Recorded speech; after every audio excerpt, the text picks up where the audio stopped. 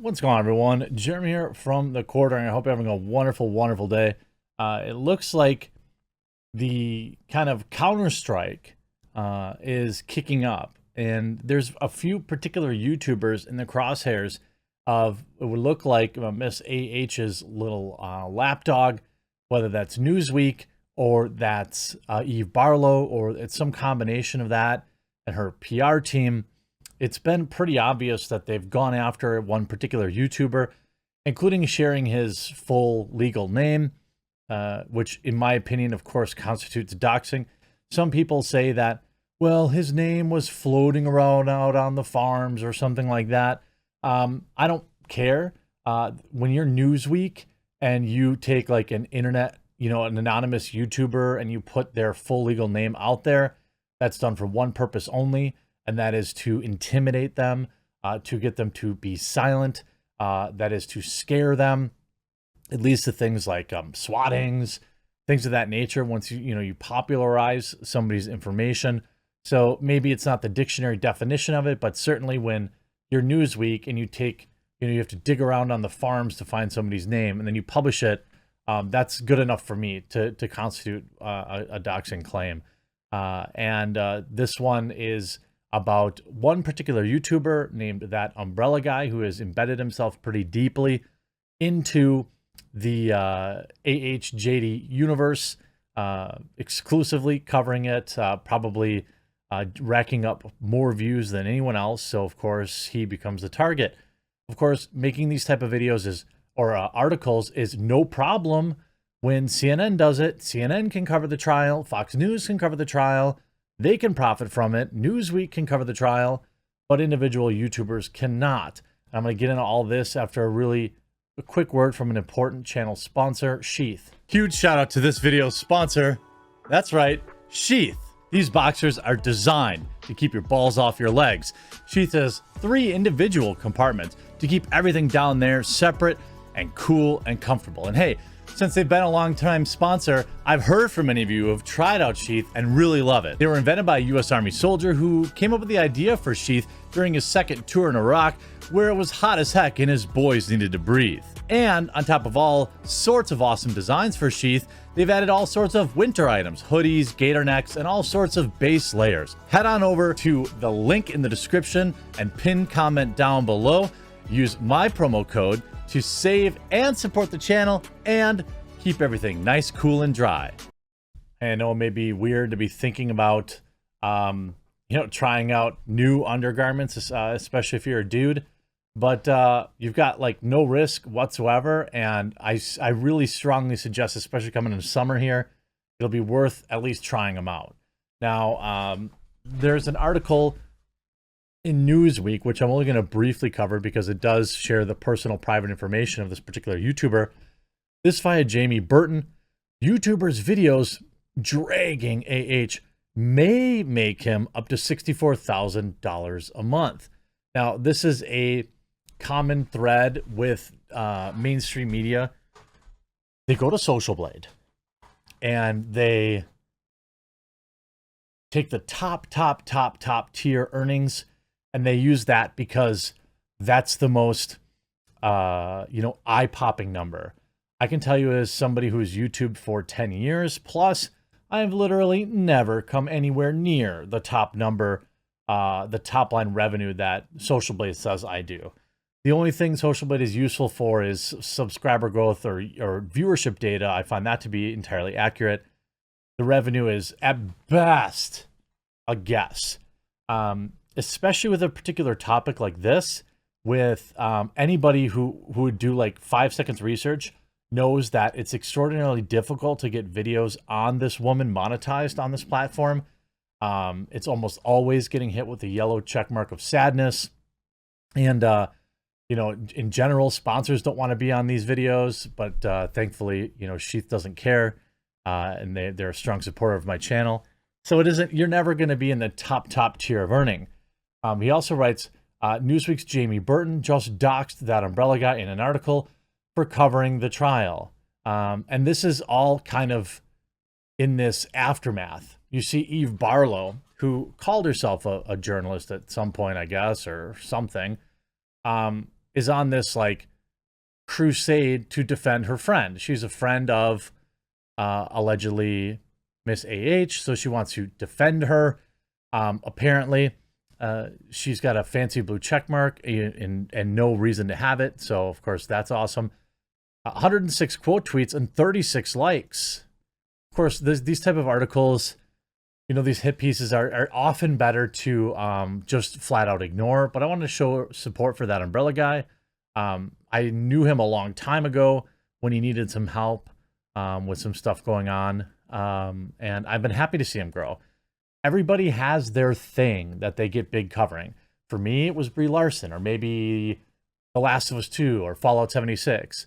For him, it's been this, and there's absolutely nothing wrong with him doing it. Again, it's CNN or MSNBC or The Hill or dailymail.co.uk or The Post or The Guardian or The Root or whatever any of these other established mainstream media outlets have printed thousands of articles about the trial, but YouTubers can't do it. And again, you dox somebody because you are trying to intimidate them. You see her getting ruthlessly ratioed. Someone is jelly, F off. Eve Fartlow writing about AH. Please say something. How much money did you get paid to, I mean, I'm assuming Eve Fartlow is what people call her. I don't know. I don't know this woman. I don't care to know her. What I do know is she seems awfully happy to be sharing somebody's personal, private information. And look, if he wanted his full name out there, he'd do it. And this article, YouTubers' videos dragging AH may make him up to $64,000 a month. And again, I say full-throatedly, so what? What is it with these people like Taylor Lorenz too? Like this, I know like it's kind of cringe to be like, oh, you're just jealous. You're just jealous. That's why you care about this or that. It sure seems that way, doesn't it? Like, why are they always so obsessed? How much money do you make, Jamie Burton? Is that anybody else's business? I would suspect you would say no. Taylor Lorenz, what's your salary? Is that anybody else's business but yours? I would suspect you would say no. And I would agree with you. But because of the stupid Social Blade website, now a useful tool for gauging channel growth or degrowth, if you're talking about like H3 Productions or something like that, reverse growth, this tool is being used to silence YouTubers, to get hit pieces, you know, to give them all this, because you're monetizing hate. And what happens is, this is like a 3-step process to get him demonetized. Why can I say this with some level of confidence? I don't know, because I've seen it happen a dozen times before.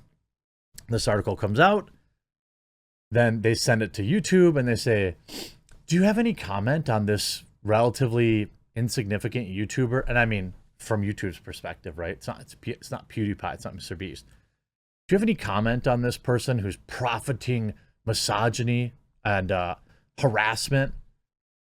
And rather than do any research or care, what does YouTube do? They just demonetize, or then they'll like shadow ban the channel, or they'll do. That's what these articles are meant to do. Make no mistake about it. I mean, like, make absolutely no mistake about it. An avid YouTuber and Twitter user has been called out for continuing to profit from the drama. Why can't he? You're writing this article. There's ads on this page. So how come you get to write about it? That Umbrella Guy has posted dozens of videos in the past few months, usually with a disparaging view of AH. They have amassed millions of views, earning him thousands of dollars in the process. Only in America, only in 2022, where journalists need to make money, right? They get paid a salary. Now it's a problem for commentators to make money covering things. That's literally this clown author's position. Lewis was called out by Bot Sentinel CEO Christopher Boozy, who claimed that he has a financial incentive to keep the drama going as long as possible. And so what? Are you saying that, where are these articles about TMZ? Where are these articles about all these, where are these articles about The View? Where are these articles about all the other pop culture entertainment tonight? Where are the articles complaining about that? Oh, it's because an independent person has carved out a chance for them to support their family. Now you have a problem with it. Boozy claimed that Lewis has earned almost $80,000 a month or $1 million a year for his coverage of the trial. Good. Awesome. Couldn't be happier for him. As suggested by the YouTube revenue calculator on Social Blade. So, not $80,000 a month. Newsweek has clarified that the current estimated figure is up to $64,000 a month. Also awesome. I hope it's higher than that.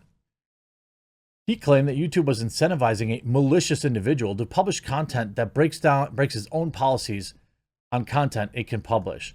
Again, why do YouTubers have to live by your definition, a different set of rules than the mainstream media? Is it because we've replaced you?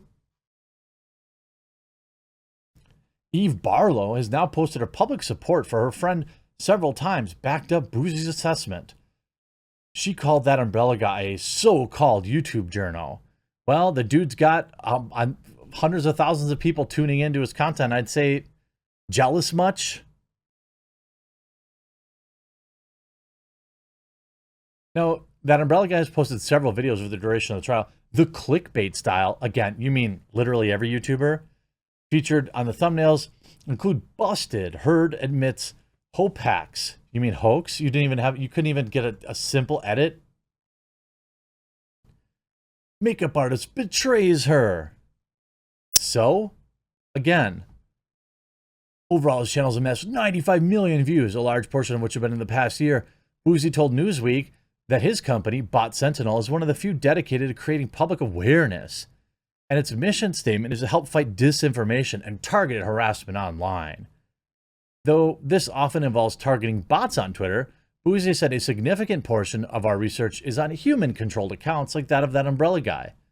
So this Boozy guy is just harassing That Umbrella Guy.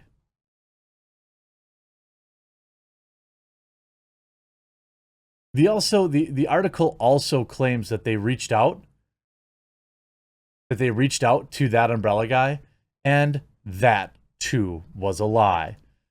Newsweek says in their hit piece on me that they reached out for comment. I'd like to see proof of that, as I'm not finding any emails or posts at all. I don't know what it is, why they're going so hard after That Umbrella Guy. I'm happy for his success. You know, our paths don't cross really that often anymore, but so what?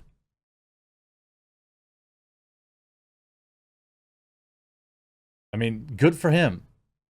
Make that money. Because Lord knows it ain't easy to make it in this game. Absolutely pathetic for the PR team over at AH. Congratulations to Tug. I hope you enjoyed this video. We'll talk to you again real soon.